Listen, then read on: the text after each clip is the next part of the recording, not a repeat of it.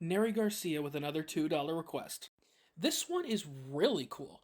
Swap the MCU Avengers with the 6 Mighty Morphin Power Rangers.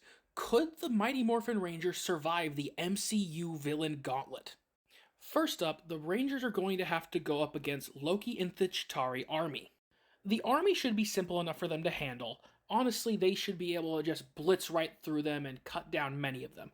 The Leviathans, on the other hand, the Rangers will still have access to their Zords because there should be no reason we shouldn't give them to them because it's in their normal arsenal.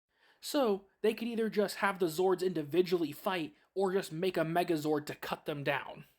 Loki might be a problem because of his enhanced godlike stats, being an Asgardian, and his ability to create illusions.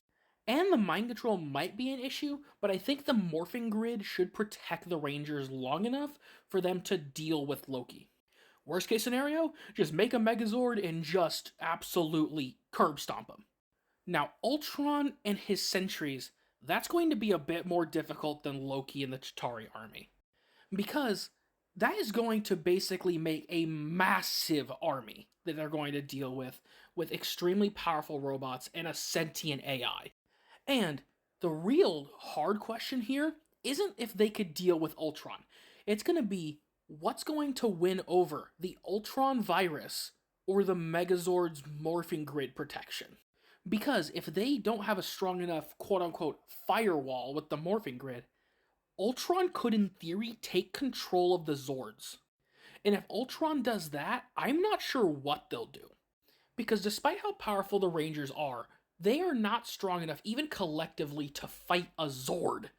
Next for round 3, we've got Thanos without his gauntlet and the Black Order. AKA how Thanos was when he showed up on the Asgard refugee ship, basically. If they try to fight the entirety of the Black Order and Thanos together, I think they might get overwhelmed. But if the Rangers play it smart and break them off into do a couple chunks in a couple rounds with 2 of them at a time, I think they could manage. Especially since this is basically just going to be base Thanos, no gauntlet, no stone amps, no whatever. And if they truly need to, they could summon the Zords again. And despite how powerful the Black Order is, and Thanos, I don't see without the Infinity Gauntlet them being able to take down the might of the Zords, or even the Megazord. And lastly, we've got round 4. Thanos with the 4 Infinity Stones that he had on Titan. They're going to have to pull out all the stops. Summon the main Megazord, summon the Dragon Zord, summon every single amp that they have. Because if they don't, they are not winning that. Look at the amount of effort that the main Avengers that were there had to do just to deal with Thanos.